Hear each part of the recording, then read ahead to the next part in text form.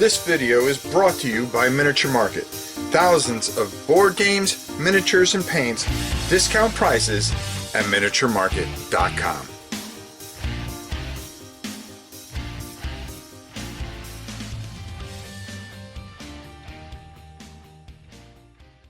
Hey everybody, it's your old pal Rob. Today I have for you an interview that we did on the podcast last week. Actually last Wednesday. I hope you'll check it out. For those of you that want the video version of it, here it is. It's me and the fantastic Liz Davidson, one of my favorite people of all time. I love her to death. We don't hold back. We shoot. That's for doggone sure. We shoot, and we shoot well, and we leave it all on the table. So I hope you enjoy this, and I'll see you on the other side of this. Enjoy it. It was a lot of fun. Hey everybody, it's your old pal Rob. Today, after technical difficulties, we are here with Liz Davidson from Beyond Solitaire, that legendary site. That you now, what gave you the idea to even go with that? I mean, to start a site, because I think we all have to be a little bit out of our mind to do this. Yeah, I think I'd been solo gaming a lot, and I'd been just kind of looking at what other people were doing, and I had opinions about games, and I wanted to just kind of see if I wanted to record them somewhere. And so I think I did it January 1st of 2016. I was just like, it was like, it's a new year, I'll try something new. I didn't start the YouTube channel until over a year later, but I was like, okay, well, what can I call it? And I just remember looking around at people's names and thinking like, I don't want to call myself this. I don't want to call myself that. What if I like just make it going like beyond just playing card solitaire? So I'll just call it Beyond Solitaire. And like that username was available everywhere. So I just grabbed it. And then I realized that it shortens to BS, but I can also live with that. So going. Accurate enough. Now, you struggled out of the gate. You know what I mean? For a while there, getting people to watch you and to get your message is really hard, and it becomes very frustrating. Did you become frustrated, during this process? I think I always got just enough feedback. I was starting to get really frustrated at the time when I finally like hooked in with other solo creators, and then I felt a lot better. I think that there's two aspects to like getting attention when you do a YouTube channel, right? Like everybody makes a YouTube channel because they want somebody to watch it. But I knew that it was going to take a while. Consistency is the thing on these channels. Like you have to try and try and try. And like maybe you have a meteoric rise and you get lucky. But I think for the most part, people who make channels have to accept that it's just going to take a while to, quote, pay your dues, get yourself out there, have a good back catalog, get to where, you've just been out there enough that people start to find you. It takes time and growth. I still feel small compared to a lot of other channels. And I hit 12,000 subscribers over the weekend. Like, you're also just always going to feel small. But I think that's normal. For me, the thing that was starting to get frustrating was that, I had a little clip on the that Throat Punch Lunch Dice Tower variety show. And good old Sam. Sam Healy did me a huge favor because I was feeling kind of lonely out here. But Sam mentioned me to Jason Perez, who was doing Every Night's Game Night at the time. And he didn't know that I was on that show and didn't know that I existed. And he sent me like a little Slack invite where we used to have a channel where like a bunch of solo media people all hung out and just talked. And that really marked a big change for me because it was like I finally found my like peer group of people who make stuff. And so when you have other people to make stuff with, and when you have people to talk to about it, suddenly it gets a lot better. And I actually think that the biggest dissatisfaction comes from having a new YouTube channel and not knowing who to talk to, because you don't know like what fish to swim with, because everybody that is like a lot bigger than you and they're not interested. It's completely reasonable they wouldn't be yet. You have to kind of get yourself into the gaming ecosystem for a long time, and then like finally finding my people made a big difference. I can see that. And there's another aspect of it. Everybody's always protecting their business. if you think about it in some sick way, and it's unfortunate. We both came through the dice tower, okay, and Yeah. I thank Tom for, if it wasn't for Tom, I wouldn't be doing this. As I got my start was doing things for his charity, and then eventually, he saw I painted and said, "Oh, hey, this would be kind of cool if he did something." And I said, "Yeah," and I was messing around with my channel, and psh, there you go, you're off and running. But everybody just thinks they can do this. Like it's just so easy. Oh, psh, I can do that and give my opinions, and everybody should send me free games. Okay, so you get this group where they just think they can do it. The average life of a board game, now, this is a true statistic, and you could take it from the old man here, okay, is anywhere from 6 months to a year and a half. That's the average life Really? of a board game creator, because they come and go. They get frustrated. They don't stick with it. They don't get, how many people go up at Gen Con to a table and go, "Hey, I've got a board game channel." Well, how many followers do you have? I got about 300. But boy, I'm on my way. And they expect them to hand them the free games. Or, they expect overnight everybody's going to watch them because they think, they're better than everybody else, until they actually have to do this. And it takes a very special breed to do this. And with that said, who were some of your influences as far as to make you get into this, to do this? Who were you watching that really made you go, "Wow, I want to give this a go"? And then here we Honestly, are, six years later. I feel like every solo gamer has this as part of their answer. Ricky Royal, man, he's My great. boy, He's that he's is just the my best. dog. He's just the best, and he's always been so generous to me. Like, I just want to Mhm, point out, like, I occasionally message him on Twitter, and I have since I was much smaller, and he has mhm. always given me the time of day. He is a very good person. He is just truly a solid human being. But I remember just watching his stuff and thinking, this is so nice. There should be more stuff that explains things this clearly. I'm a teacher. I could explain things clearly, I think. And so then I just started to make videos. And like you can see if you look all the way back to my earliest videos, there's like definitely an evolution. Like I used to be a little goofier. Now I'm like much more down to business. And I feel like it's more in line with my personality, actually. Um, my podcast has become much more of a part of things. Like I've gotten more interested in historical and wargaming over the years. Everybody Mhm. We're evolves. gonna hit that. Don't worry. But he was definitely my first influence because I wanted to teach people how to play games. I actually painted for something for him, okay, because we have always corresponded with each other, and we were always very good with each other. He's one of him, um, Rodney, and I have to say Tom. And the thing that bothers me, and I'd love to get your opinion on this. The Gamma Hall of Fame. Now, if you go to Origin every year, they have that little get together for us, and we all go in there and we watch them induct somebody that is completely meaningless to gaming. I can't understand these a couple names that are not in the Hall of Fame. Okay, Richard Borg is not in the Hall of Fame. Command and Colors. Dang. Okay, okay. Richard Launius is not in the Hall of Fame. Those How do is seem Richard? obvious. Huh? Those do seem obvious. Yeah. Like, And yet, if you go through the list, and I don't want to slight anybody, okay, but there are people that are in there. The guy who created Dr. Lucky. What? I don't even know who that is. I Oh, know that yeah. there's a game called Kill Dr. Lucky. That's all I know. Okay. You don't even know him. But No. if I say Richard Launius, can you at least name one game? I mean, yeah, he's actually a Georgia local, or I think he was. Like Yep. a bunch of my game buddies used to like go game with him, but he's like the Arkham Horror guy, and he did like Elder Sign, and he Right there. did Right like there, Liz. Right there. Run Fighter Die. I think he's associated Great with game. like. It just he seems like a shoo-in. Like who Yeah. doesn't play it? Who has not encountered Arkham And Horror at some point? why is Tom Vassell not in the Hall of Fame? That's a good After question. 15 20 years. First of all, as a correspondent. Okay, number one. Number two, everybody wants to say Will Wheaton.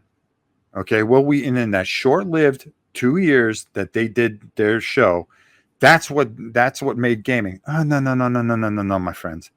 There are two people that made gaming. Watch It Played, because it made it easier for people to understand it. You got to give Rodney his due. All right, Rodney's one of the best. He's the man. And Tom Vassell.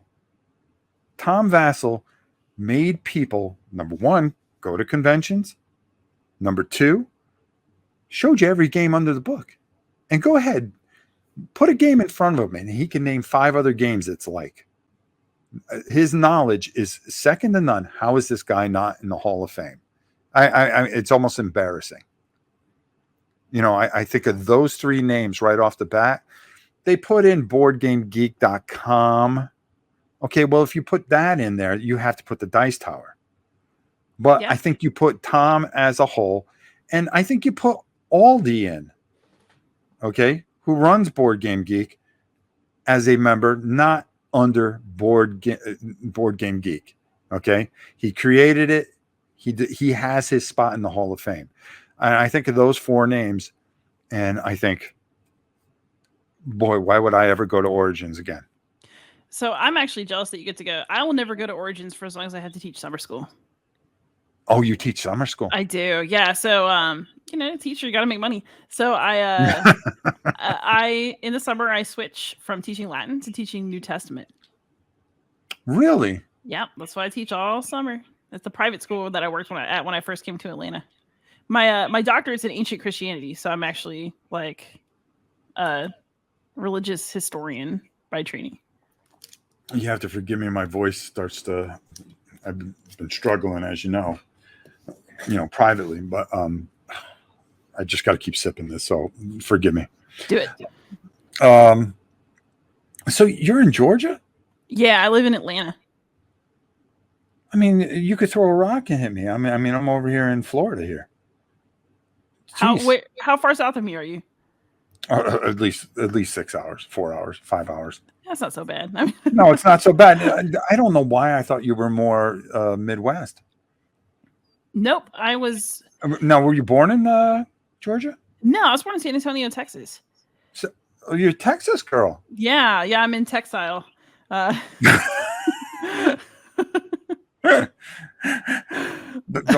tell me that. I mean, do you follow football at all?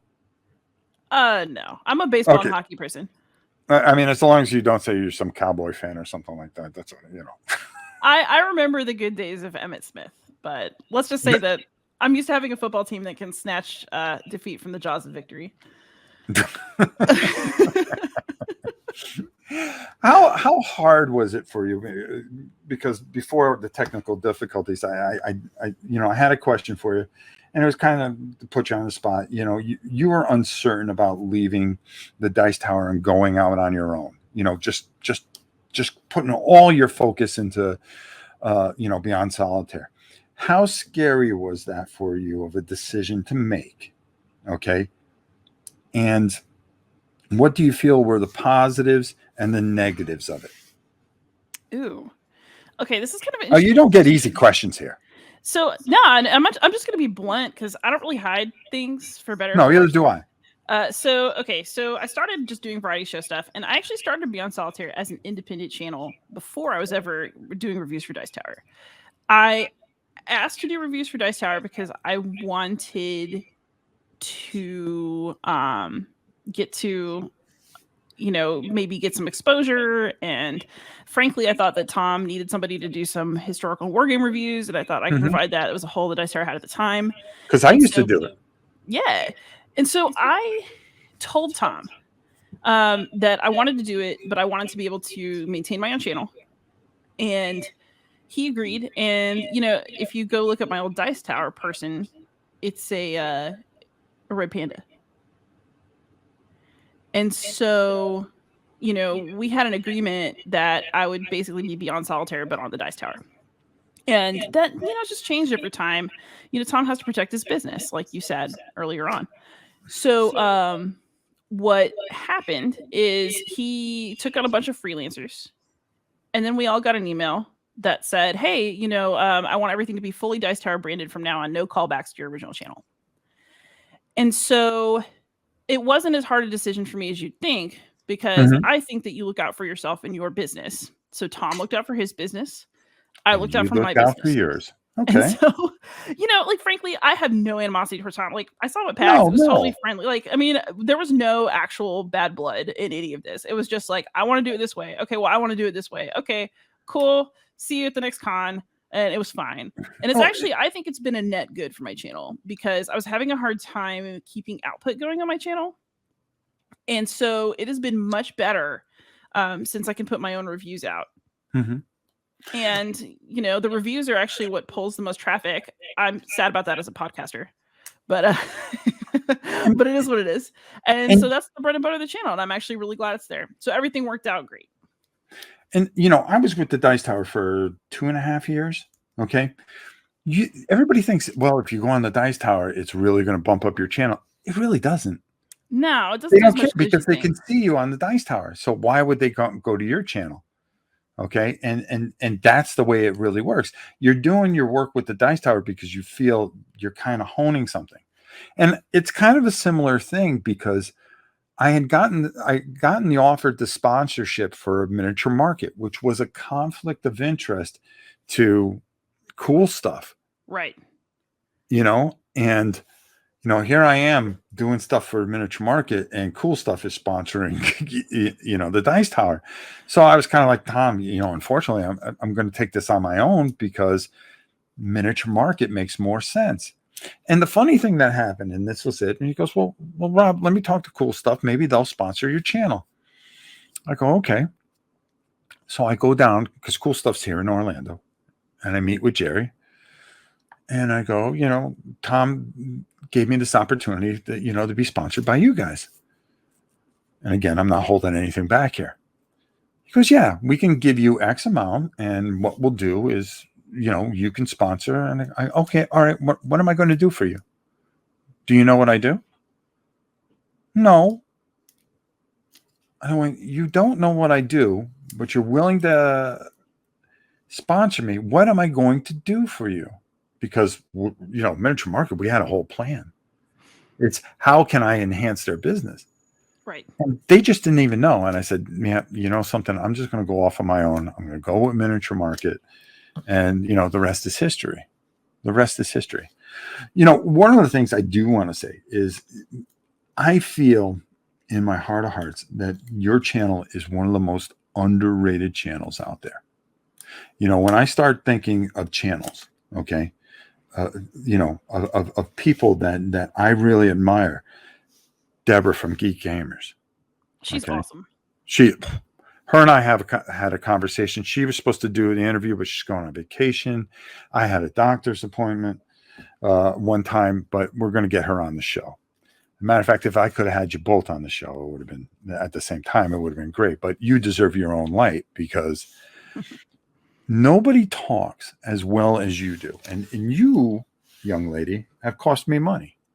What? That's impossible. Because I watched your video on this and I ran out and I bought this, because I also love, Aeon's End. And the way you did this, for those of you, for the one or two people that do not know Liz at all, go listen and listen to her speak, because when you listen to me speak, it's no. For you, it's coherent. You're very much like Ricky Royal. And I see where you're influenced. When you said Ricky Royal, I go, oh, that's where she gets it. Because when you talk, it's in such a calming, inviting manner. And you're a superstar. You really are. And, you need to hear that. You need to know it, because it's really tough in this business, some of the comments that you must deal with. And, there's definitely some insecurity there, but it's mostly because, like, I know how to play games, I swear. I make all these rules goofs all the time, and I always feel so stupid after Mhm. somebody catches one. I feel so bad about it every single time, and I think that people don't understand, like, I'm really not trying to be sloppy, like, it's just hard to play and talk at the same time. So my ideas about games, I do think are fairly coherent, but then, I always feel like, could I be doing better? Like, am I giving my audience enough? Like, am I doing well enough? And so, yeah, it's always really good to hear that you're appreciated, right? Because, like, a lot of times you just feel like everybody sees what you do wrong and that Mhm. nobody saw anything that you did right.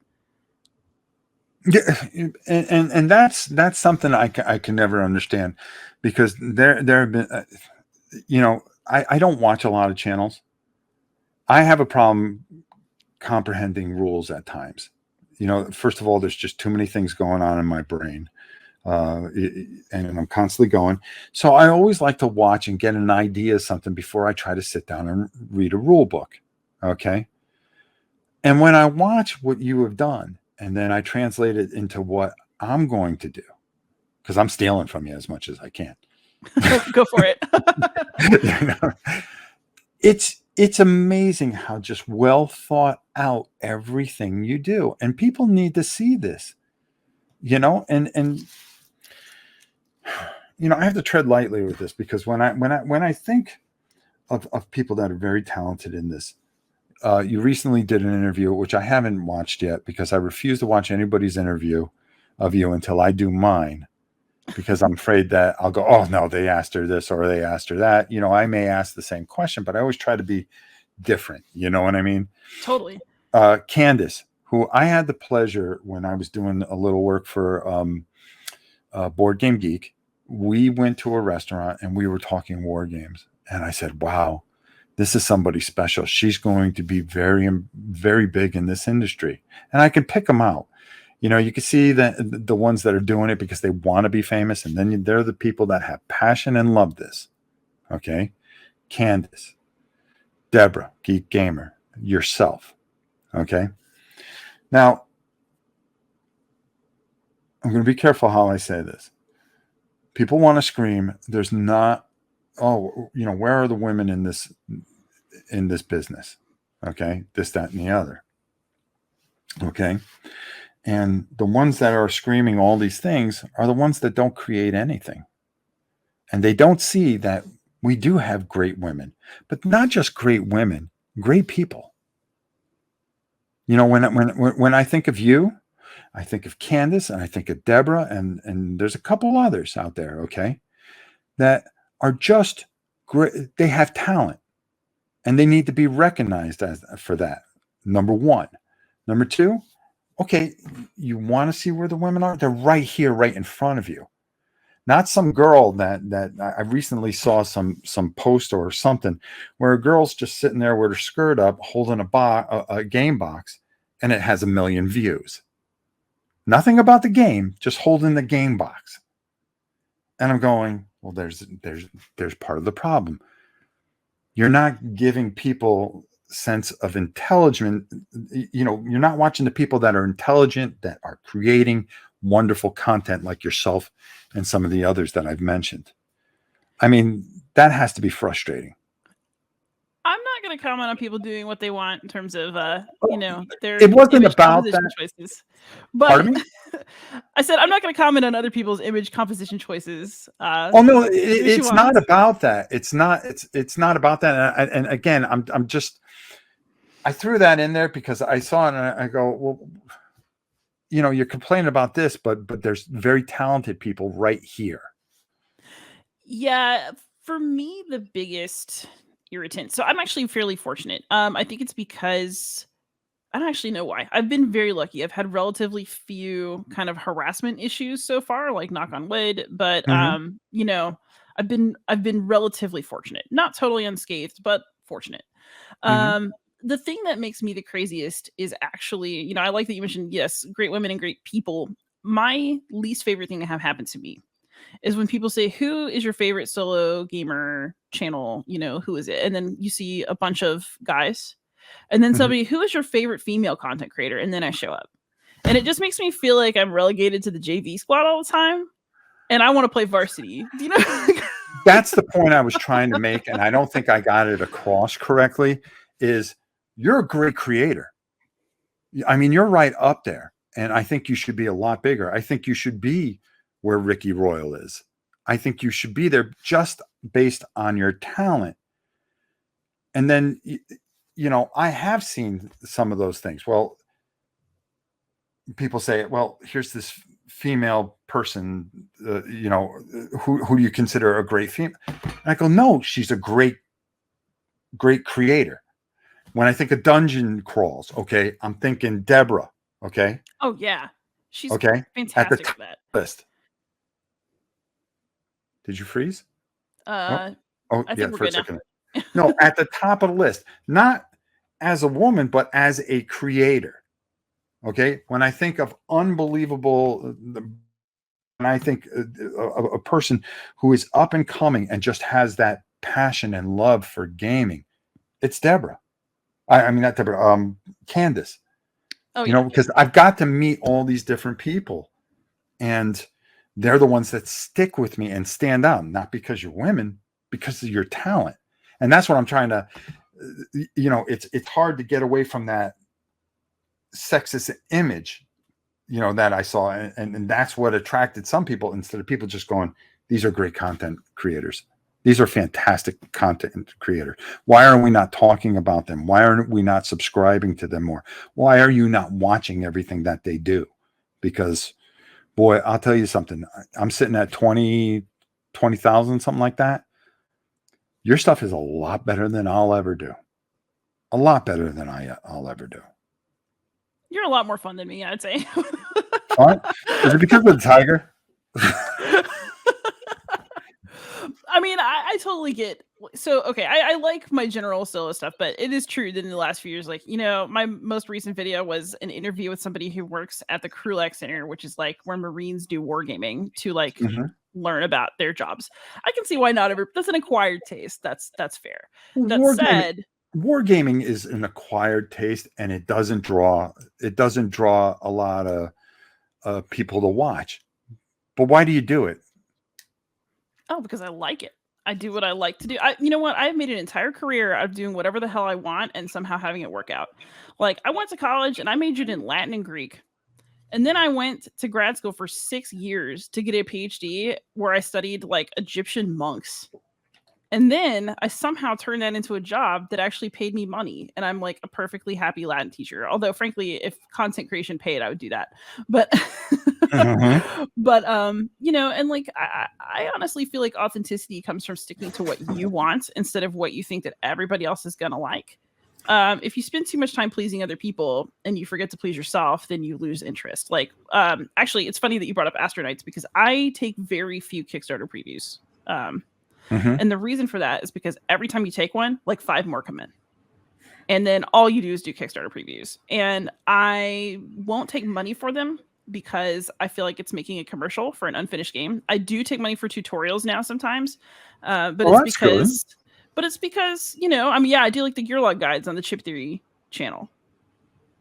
So like Chip Theory? Yep. Yeah. So like, and I did, votes for women this year for Fourth Circle. Okay. And so, I'm happy to teach, right? Because that takes hours, but it's also working with a finished product, and it feels better to me because I'm creating something that's like an enduring video that's going to help several people in the future learn how to play the game. I feel like a Kickstarter video, at least for me, stops being valuable the moment the campaign's over, because after that, people want to see the final product and how that looks. And so I sort of see my channel as like a long-term investment in what I'm actually interested in. And I kind of feel like having a really strong back catalog of stuff that if you go back, it's all still relevant is more important now than like going for something hot in the moment.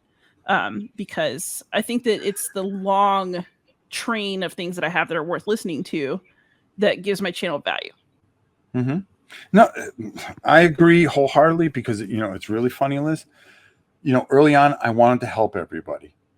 And I thought doing those Kickstarter things were going to help everybody. And I say, don't send me any money. I don't want to get paid. First of all, I don't know if I'm going to be able to help you or not. And I just don't want that. When the game's finished, just send me a copy. Okay, especially if I like it, if it's something. I mean, I might have done about 30 of those, and I got one game back from them, and they all funded. Okay, that was one thing that drove me crazy. The other thing is what you said, the unfinished product, and you trying to make heads or tail of a mess, and it's frustrating. It is so frustrating. And you want to do the person justice, but here you are with this paper, this folded piece of paper that's supposed to, well, this is the game board. And you're like, right, or like you have to write in like 3 times to figure out how this rule works because the rules aren't done. Like, yeah, and you're sitting, and then you just get, and I got to the point and I said, no more Kickstarters. I'm done unless I know you really well and I can trust you, and you're somebody that means something to me, and I want to back this because I want to help you. But my email box is, hey, can you look at this? Can you look at that? Can you look at this? We'll send you something. Then if you can send it on. No, I don't have time to mail things for you. Okay. And things like that. And I just stopped doing it all. And I just, exactly like you. I won't take money from people because, man, I'm just not professional. I'm not very professional. I just swing from the hip and I don't care. And like you, I'm not a cult of the new person. You know, I'm going to do what I want to do. And you said something really key when I asked you, and you said, because I like it and it means something to you, and it shows. And this is one of the things that why I tell you that you are one of the premier creators, because it shows. Because you're not the Channel 6 weather person. Okay. That's not your personality. You really like what you're doing. And whether people are going to watch it or not, you're going to do what you love. well, I mean, you mentioned that, in your experience, the average lifespan of a person who starts a channel is like 6 months to a year and a half. The reason that I've been able to do this since I started in October 2017, I'm still going strong, is because if I'm not happy or I'm feeling stuck, I just change what I'm doing. Honestly, the pandemic was maybe the best thing that could have happened to me because I got to stay home and get bored enough to start a podcast. And that podcast has completely changed my life because it has put me in contact with so many people who really fill my cup. Every time I do a podcast interview, I have a conversation that reminds me that board games are meaningful, and it makes me feel like what I'm doing on my channel is meaningful, and it gets me excited about everything all over again. And anytime that I start to feel like I'm dragging, like something's a slog, I try to take a step back and assess the problem, because I want to approach this with joy, because Lord knows it doesn't pay enough for it to be joyless. And so, I think that that's actually the key to survival, is like being willing to make changes that actually make you happy instead of continuing to do what everybody else would advise you to do. It makes all the sense in the world, all the sense in the world. And I've noticed you're starting to, well, first of all, another guy that if you're going to put certain people into the Hall of Fame, this guy has to be considered, because I've seen people recently that were put into the Hall of Fame for something that they did or so forth and so on, or a story they wrote. But how is David Thompson not in the Hall of Fame? David Thompson is great. Speaking of people whose Kickstarter previews I do take, always David's, because that man finishes his games. And as you know, he and I are co-designing a game right now. So which is where I'm kind of, if you notice, I'm doing a little lead in here. I'm kind of walking that right in there a little bit to talk about you and his relationship, because it is a love fest on Twitter with the two of you. Dave is my buddy. We became friends because we're the only two people who are awake on Face Chat at like 4 a.m. Our board game meetings to design stuff it's literally 5 a.m. Like our next meeting is like a Sunday morning at 5 a.m. because we're just awake. Like, and so, but I interviewed him about Pavlov's House, and we had a really good time talking, and we've just kind of been talking ever since. But I absolutely love David, and the reason that I love him is because he takes his work very seriously in the right ways. Like, he's not self-serious, but he wants to do right by his game, and he wants to do right by players. and he wants to do right by basically anybody that he encounters. He's really like a stand-up person, and he really cares about history and about getting into historical research. And so that is a bond that we share because we both really enjoy kind of getting into the nitty-gritty of things. And so, things have just kind of gone from there. Like I play all of his stuff, and now we're making something together that I've really been enjoying that process, actually. Like I never thought I'd be a game designer, but it turns out I had that latent capability all along, and I just didn't know. So No, I mean, how much fun and how exciting is it working with him? I mean, tell us a little bit about what you can about the project. yeah, okay, so we're doing a game about the Night Witches, and they were an all-female bomber unit for the Soviets during World War II. So we are making a game about women who fly little outdated biplanes and bomb Nazis. Its most base form. It's very satisfying. But we want the game to really focus on the women. But what's actually been really interesting about it, and it's actually kind of ties into stuff we talked about earlier. If you read interviews with these women, we're going to still call the game Night Witches because it's how they're known. But these women basically would call themselves pilots, and they really cared about being respected for the work they did. And it's not like, oh, you paragons of feminism, amazing. They really want more to be treated as people that you respect because they're good at their job.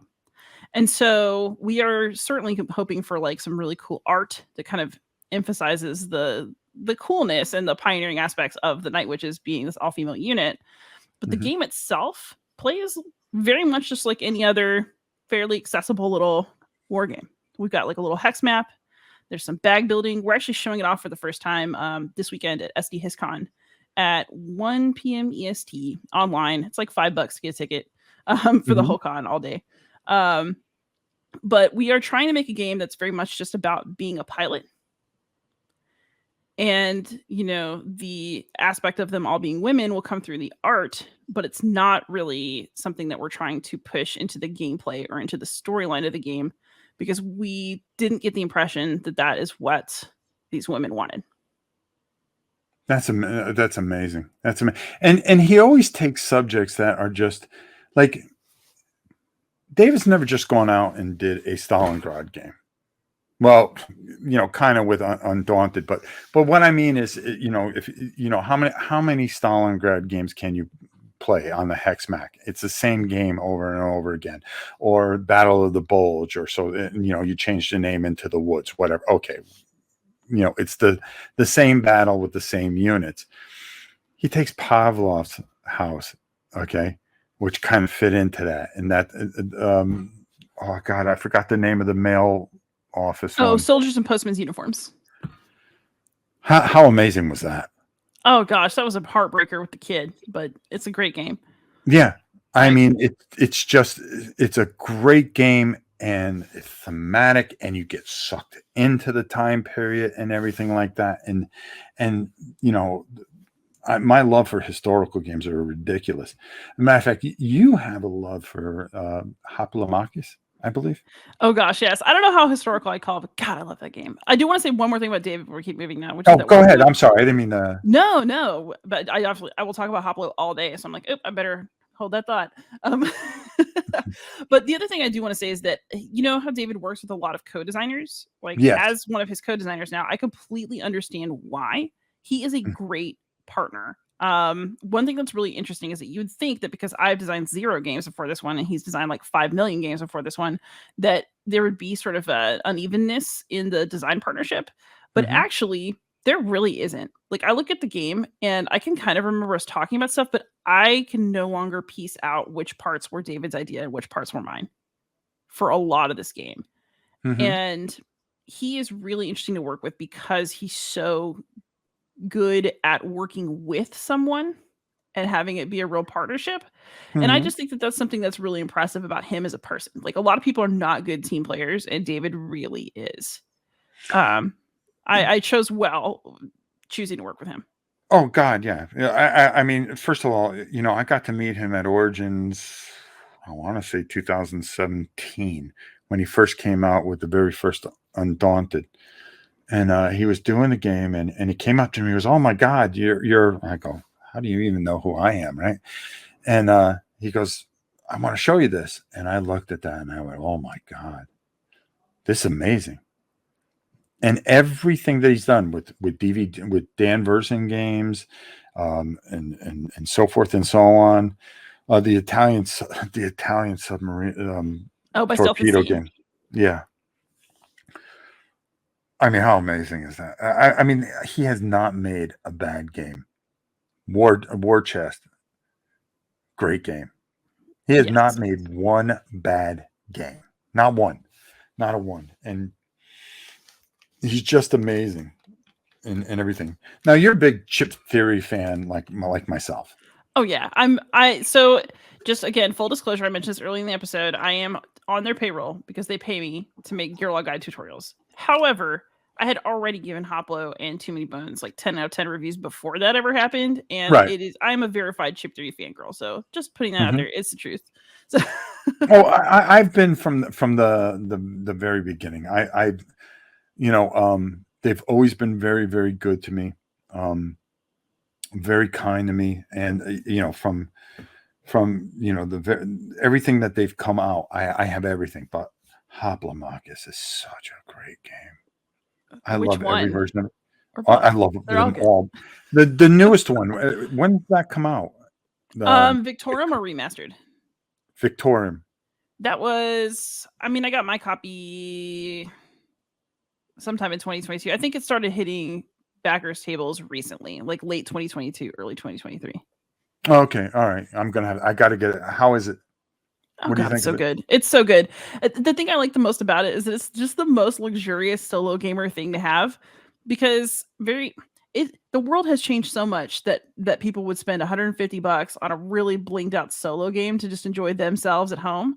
And I just Mhm. completely am for this. Like I'm entirely here for all of us to just have that alone time with Hoplomachus Victorium and get that fancy solo game for yourself to play at your table on your own. Like yes, as a solo gamer, this is peak fantasticness for me. But it's also just a really great game. They took a lot of things that people complained about in the original incarnation of the game and turned it into something really special. Really?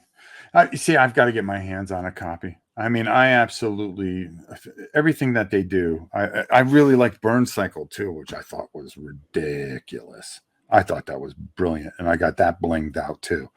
And that was just, I thought, another great experience. They are just so smart, and they just do everything right. Another company, never a bad game, which leads me into something. We talk about solo gaming. I do a lot. All my gaming is pretty much solo. Okay. All yours is pretty much solo. Why is there such a market for solo gaming? Ooh, that's a good question. I think part of it is that those of us who just really, really, really love board games and don't have a social group that will support that find ways to play. Mm-hmm. I think part of it is that, frankly, no offense to anybody else's online community, but the solo online board game community is just the best. Like, one of the reasons I started making stuff is because I want to interact with all these other people online who talk about solo games. Like, the one player guild is huge on BGG. The solo board gamers and board games for one groups on Facebook are so good. It's just such a cool community of other people who want to talk about what they're playing. And so there's that. Like, I think that even though you game solo, you don't really feel alone because you're like, I'm going to go tell my little internet friends about this after I do this. Mm-hmm. And so there's that. I think the pandemic helped. That not that it really helped anything else, but I think Mm-hmm. that a lot of people who'd No. never tried solo gaming, gave it a shot. But of course, the group was already, I mean, the community was already big before that. So it just kind of strengthened the community. It was already there. Yeah, it seemed that, and I don't mean to interrupt you, but it Yeah. seemed as gaming got bigger, and we hit that golden age around, I like to say 2012, 13, in there when gaming really started to get that momentum. Okay. And Yeah. YouTube really started to come to life, and people were able to watch all these things. That people started looking for games that, even though they had these conventions and stuff, if it didn't have a solo component to it, they didn't want it.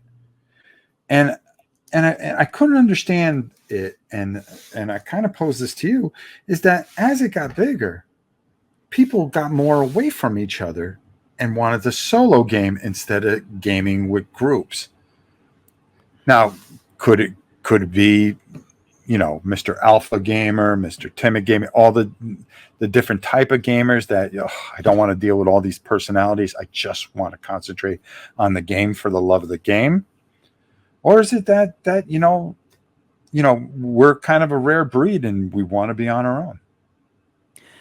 Ooh, I think it's a mix. I think that most solo gamers are also social gamers when they have the opportunity. So Right. normally what I do on a Tuesday night is I actually would normally be at my friendly local game store right now. This is my usual Oh, you see, game I'm night with taking that away Craig. from you. No, this is a choice. I made it gladly. Love to my gamer group, but this is absolutely top of my list for this evening. But You're too kind. But I love to play conventions. Actually, I went to Cheap 3 headquarters to try out Elder Scrolls a couple weeks ago, and we were up all night. It was crazy. We stayed up until 1:30 one of the nights just playing Blood on the Clock Tower, which of course I would never normally get the opportunity to play as a solo gamer. But I also I saw that and I was kind of like, on the fence with it. Cole Worley ran it, which might have influenced my decisions, but it was great. That was really good. Enough said.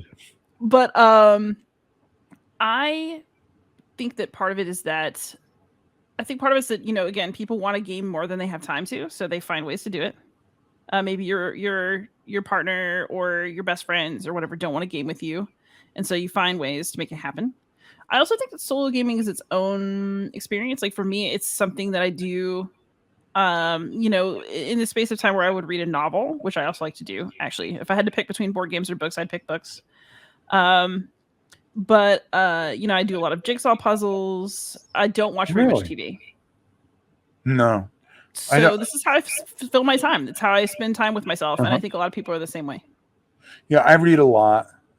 Believe it or not. All kinds of stuff. I'm just an old school, it's comic books, sci-fi, and, whatever catches my interest, documentary type of things and stuff like that. But you're dead on that it's funny. I do think solo here, and it's because I know people are tight with their money and things are getting tougher. Yes. And I feel like they're here, but I'm glad that they're not. It's a weird thing. I think when I go to a convention, I spend most of the time taping and for the channel for the people that can't go to that convention. But it's very hard for me sometimes to sit down and play with people also. And I just I do things on my own. And when I play with people, it's actually because this camera's on. And that's how I feel like I'm playing with people. But I really love the solo experience. I can do it at my own leisure. Yes. If I get something wrong, I'm not going to get, hung for it. Mm-hmm. And yeah, which, different personalities, you game to get away from the world and not have the world control your game, if that makes any sense. Actually, I think that's one of the great joys of solo gaming is it's deeply selfish, but like in a good way. I picked what I wanted to play. I played as much of it as I wanted to play. I spent as much time on it as I wanted to spend. And like you and I have a different obligation to our games because we have channels. Oh God, yeah. But at the core of it, I can stop playing anything I want whenever I want because I'm gaming by myself and I don't have to grit my teeth and finish this to make somebody else happy. It's ideal. Now, are you happy where you are right now with the channel, everything? Are you at peace, or do you have a burning desire to do just even more? Are you in a good place? I believe you're in a good place, but do you still have that fire to conquer more? Yes, but I don't know how it's going to be possible. So my situation right now is that, okay, I love my job. I love being a teacher. I'm very good at being a teacher. But a lot of times I'd rather be looking at a game, designing my game, thinking about games, making videos. I think a lot of us feel that way, right? But, I have a day job and it pays my bills and it pays my insurance and that's where my pension's going to be. And I have to keep that in mind. But I now sometimes feel a lot of conflict, I think, between my day job and my Like, I mean, I'm basically a semi-professional, maybe I guess you could say professional YouTube person at this point too. I do make some money off of it, and I do put as many hours into it as you put into a job. Yeah. And so, I also end up at odds sometimes because, all the other Latin teachers are like, are you going to go to the American Classical League conference this summer? And I'm like, no, because if I was going to budget time to go to a conference, it would be a gaming con.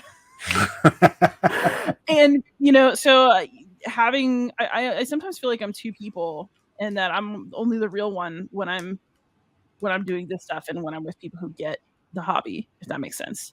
And like, that's not entirely true. Like, I love Latin and I love history, and that comes out in what I'm doing with board games. But I feel torn a lot right now. And so I'm in a good place in the sense that I'm not in a bad place, but I don't feel like my life has total synergy right now.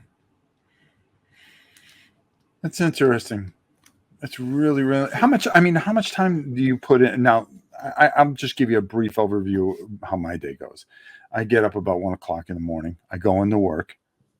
I'll get back here probably around 12, 1 o'clock. And then I'll work on this channel because, unfortunately, I paint and I do miniatures. So you got to prep everything all the time and everything. And I'll go to almost like 6, 7 o'clock. Mm-hmm.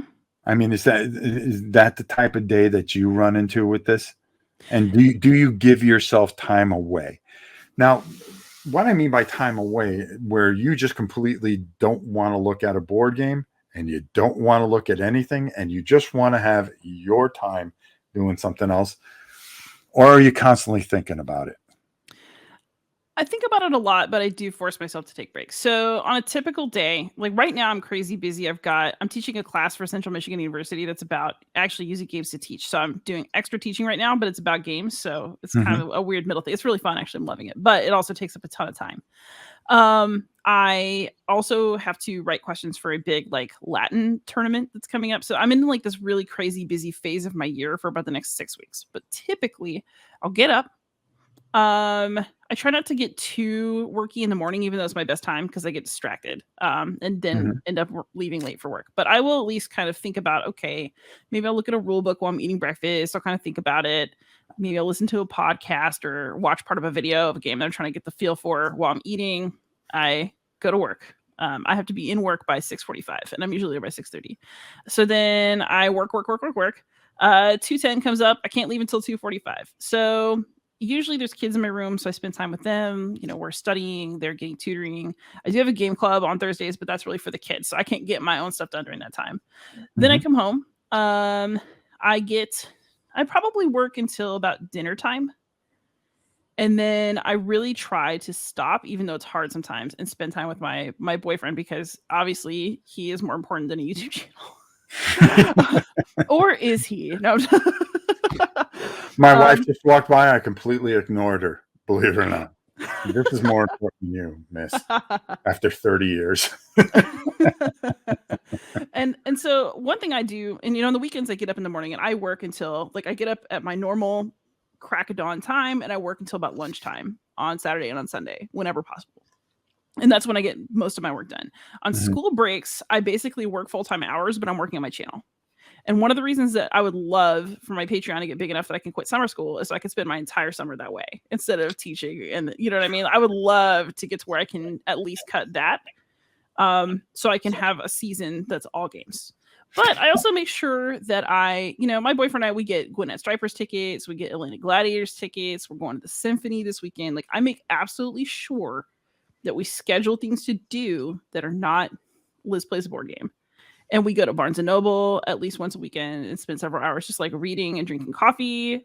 And then you go into the gaming section and you see what's exclusive and what's on sale. No, I ignore it completely. I will not walk through the gaming section of Barnes & Noble. No, it is for books. No. we have one up here, and I take my grandkids because we read a lot with them, and here on the farm, at least it gives them something to do instead of chasing cows and stuff. But I'll always walk through there and I go, oh boy, that's only $10. Don't do it. It's a trap. Yeah, it's a trap, is right. But how many videos do you put out a week? So since starting my Patreon, and like, even like last October, I had a burnout, not this past one, but the one before. I had a burnout time where I just couldn't produce anything. And sometimes you just have to let it happen, Yeah. like if you're not there, you're not there. But since I started my Patreon in the summer, I promised myself that I would do 2 videos a week. And I've done that every week except for like 2 weeks where I only did 1 video. Mhm. So I really, really am trying to be consistent. Sometimes it is hard. Um, but I'm making the effort because the fact is that every time I do take a step back from my channel, I come right back. I feel like you just constantly hit these little forks in the road where it's like, okay, I'm at this point. Am I going to stop now? Am I going to up the ante? Am I going to just try to kind of keep at this level am I going to plateau for a while? What am I going to do?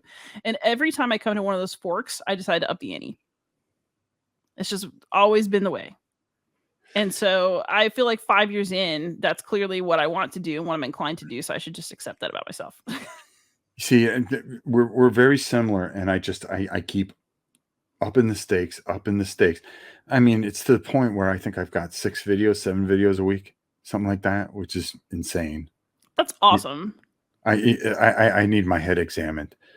But one thing, and I wonder if you agree with this. I keep doing this because I always feel I have something to say. And I think the minute that I don't have something to say, it's time to walk away.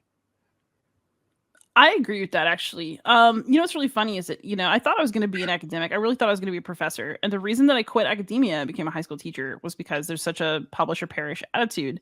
And at Mhm. the time, I didn't feel like I had anything to say. And so I was having a hard time figuring out what to publish because I just felt like it was just a bunch of BS. Like I didn't have a program of what I wanted to tell the world. I was just saying stuff to say stuff and fill space. It's actually why I don't necessarily like the term content creator, because it sounds like you're filling space instead of doing anything that actually means something.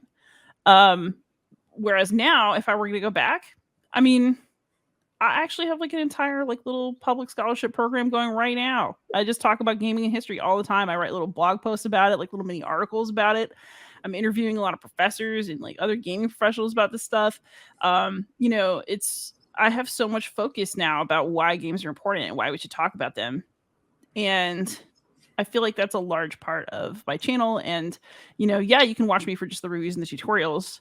But if you want to take a walk on the wild side, check out some of the interviews because, I'm talking to people who do games in a really serious way and really spend a lot of time thinking about them as art and as cultural commentary, as expressions of history, as products of their time and place.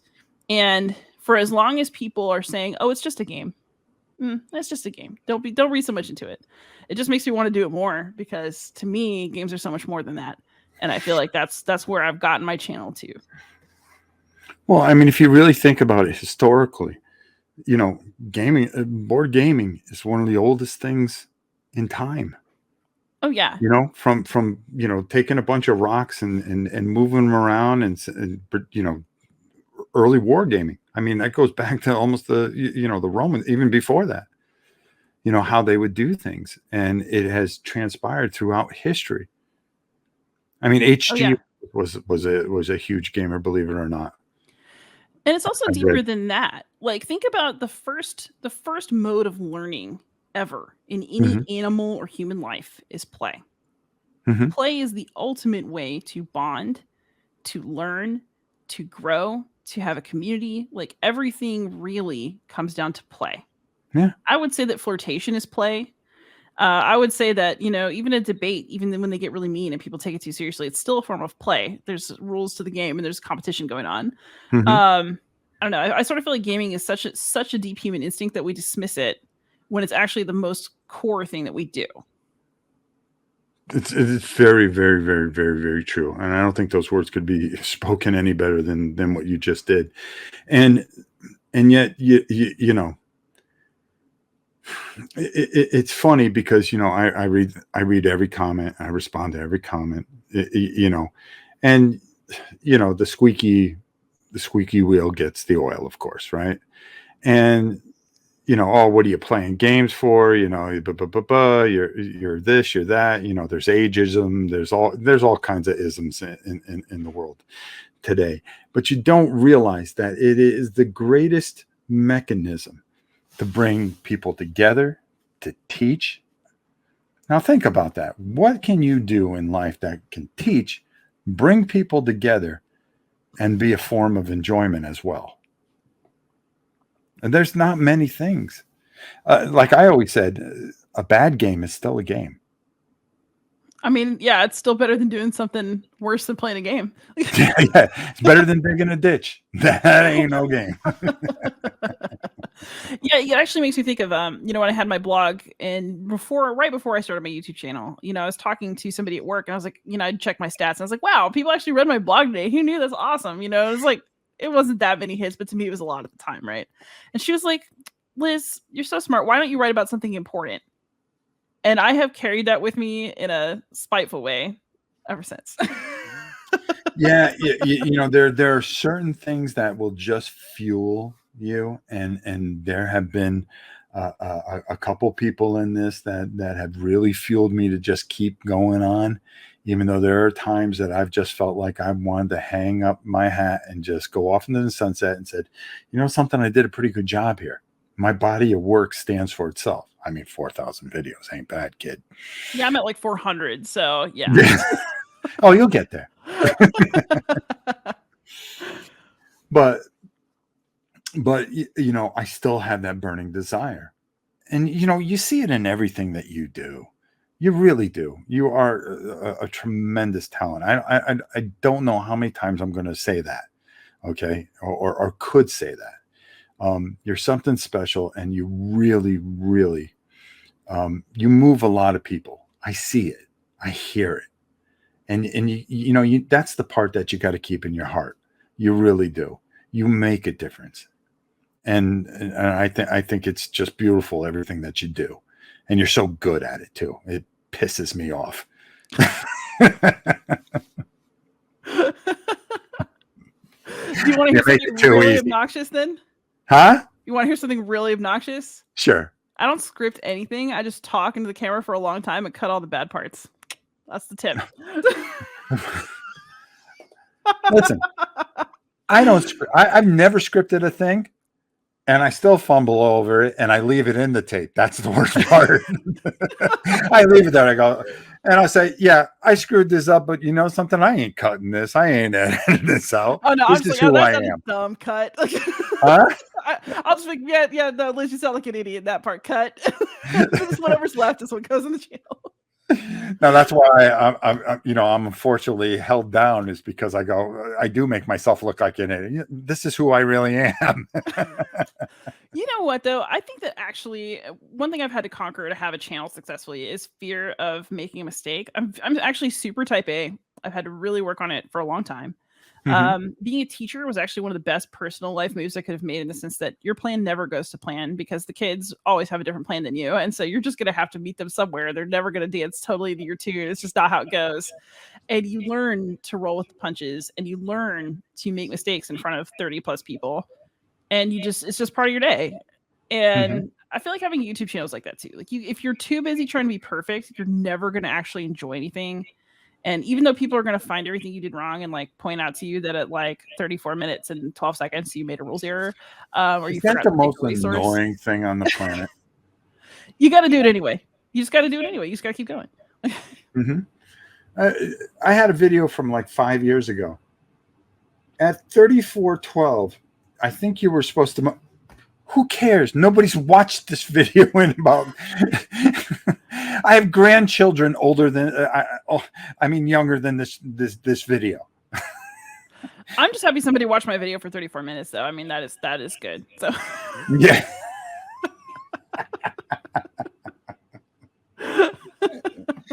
Oh God. Well, anyways, it has been. I've held you for a whole hour, and it went by like it was nothing. Believe it or not. It always does when we talk, though. Yeah, I know. But I want to thank you for coming on, and make sure you stay on here after I shut this off. But I want to thank everybody. If you have never seen Beyond Solitaire, which I would find amazing, and I would give you a gold award if you could say, "Oh, I don't know who Liz Davidson is." Um, Go over, subscribe, watch a couple videos. You'll be as addicted as I am. One last thing, though, the little bear thing with the dice. Who came up with that? That is a red panda. And Okay. I've decided to make my mascot a red panda because it's a solo gaming channel. And so I looked up a list of solitary animals and picked the one that I thought was both adorable and playful. So like all those videos of red pandas like with pumpkins and stuff, I was like, oh, that's perfect. That's a solitary animal that plays. That's why. You know something? And all I got is a little world thing with my name in it. Dear God. Hey, it's I on mean, that's Tabletop brilliant. World. Okay, it makes sense. Tabletop world. Oh, yeah. Okay. But a red pan. I mean, that's brilliant. Yeah. This is just who you are. Brilliant, as always. I want to thank you so much for coming on here. It was such an honor, and it was one of my bucket list things was to get you on here. And I've got a few more people I want to do before, things are where they're at. And I can't thank you enough and how much this meant to me. And everybody, please go over to Beyond Solitaire. Just a fantastic, wonderful channel. And if you want to learn something, have some fun, just sit back and enjoy it, because there's plenty of times, I don't feel like moving, and I will put that YouTube channel on. I'll go, oh, let's see what Liz says about this.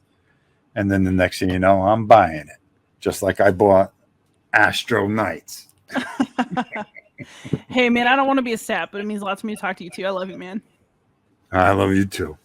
All right, everybody. We will see you on the other side of this. Liz Davison, the great Liz Davison. Be sure to check out her channel.